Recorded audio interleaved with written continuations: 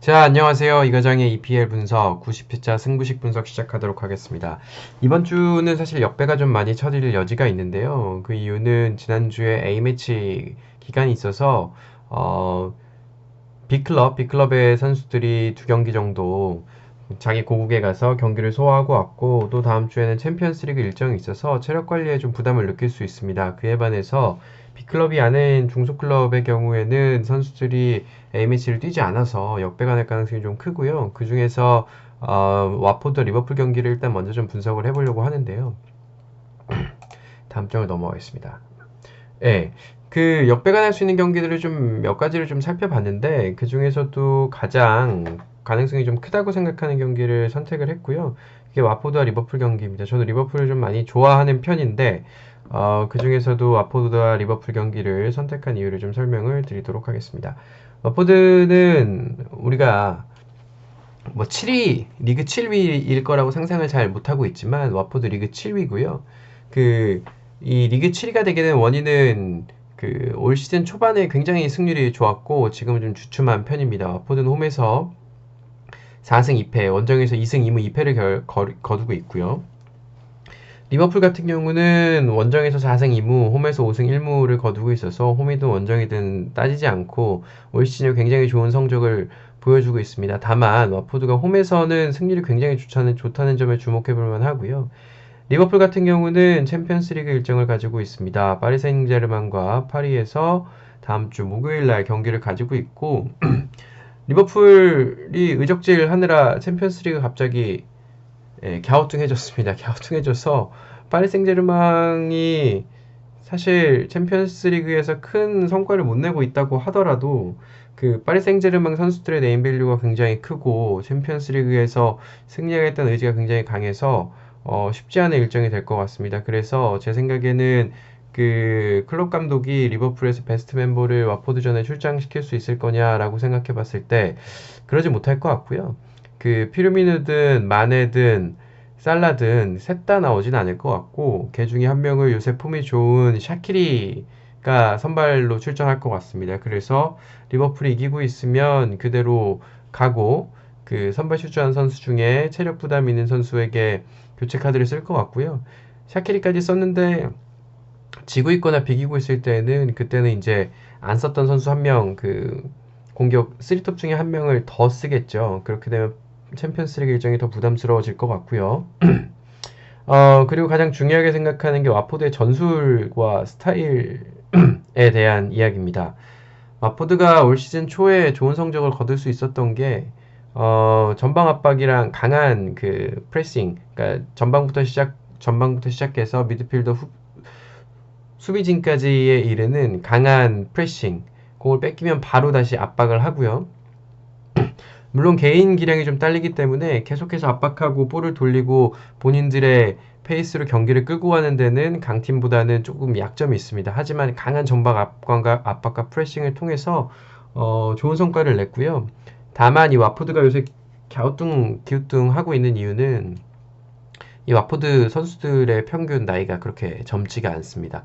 그래서 그동안 압박을 통해서 거두었던 성과가 좀 갸우뚱했는데 A매치 기간 동안 2주일 동안의 휴식을 통해서 나이 많은 선수들이 굉장히 체력 회복을 좀 했다는 장점이 있죠. 그래서 여러분도 아시겠지만 리버풀 클롭 감독도 굉장히 압박과 프레싱을 중요하게 생각을 하고 있습니다. 그래서 와포드와 리버풀의 대결이 어느 팀이 더 에너지 레벨이 높고 체력적으로 괜찮으냐에서 승부가 갈릴 가능성이 많고요.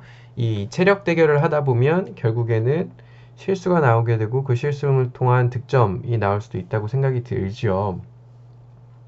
그렇게 봤을 때 A매치를 다녀온 리버풀 만에 이집트 갔었고요. 이집트 가서 경기 뛰었고 마네 아니죠. 살라가 이집트 가서 경기를 떴고요. 마네 세네갈 가서 경기를 뛰었습니다.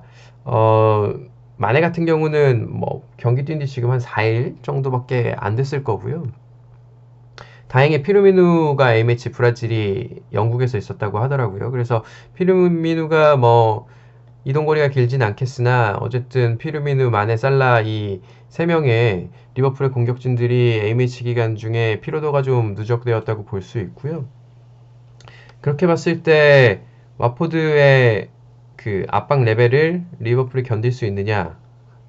물론 이제 리버풀이 이기는 거에 1.49배의 배당이 걸렸습니다. 리버풀이 이길 확률이 굉장히 높다는 건데, 제가 봤을 때 이번에 역배가 터질 수 있는 상황, 맨체스터 시티, 리버풀 같은 강팀이 꺾인다라고 봤을 때는 리버풀이 꺾일 확률이 좀 높다고 보고요. 물론 리버풀이 지금 12경기째 한 번도 지질 않았어요. 그래서 진다는 건 아니고 리버풀 정배가 깨진다. 무승부 쪽으로 예측을 하고 있습니다. 그래서 저는 이렇게 배팅을 했습니다.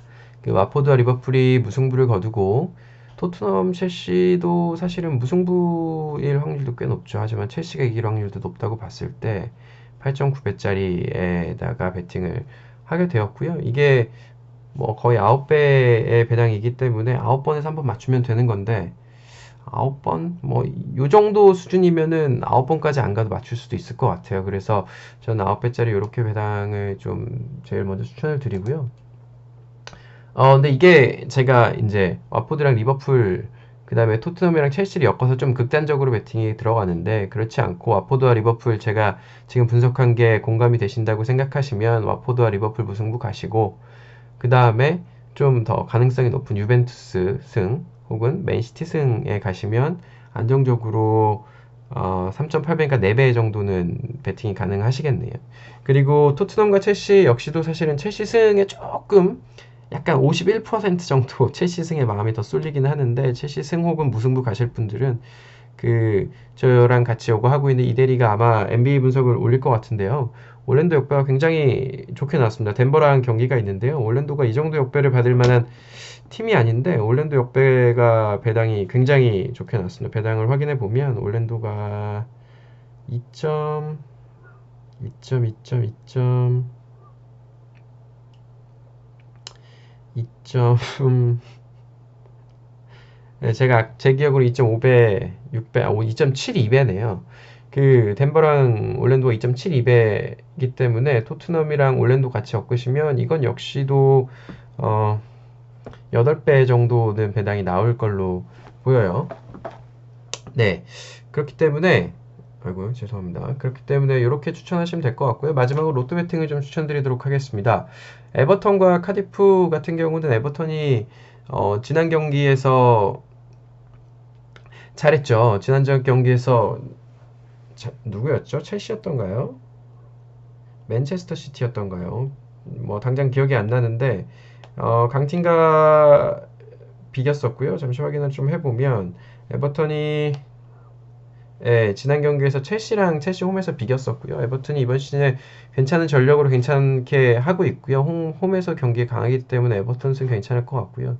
플럼이랑 사우스햄пт은 요거는 이제 거의 꼴등 강등권끼리의 싸움인데요. 누구 손을 드느냐에 대한 문제인데 저는 보통 강등권끼리의 싸움에서 배당이 양옆으로 나뉘면 홈팀 손을 좀 들어줍니다. 그리고 분석해드렸던 와포드 리버풀 무승부, 토트넘 첼시에서 첼시 승 이렇게 가시면 28.7배를 엮으실 수 있고요. 저도 1000원 베팅했습니다. 네, 오늘은 여기까지 하고요. 제가 내일 또 다른 분석으로 찾아뵙도록 하겠습니다. 건승하십시오. 그리고 구독과 알람을 올려놓으시면 분석하는 데 힘이 될 것 같습니다. 감사합니다.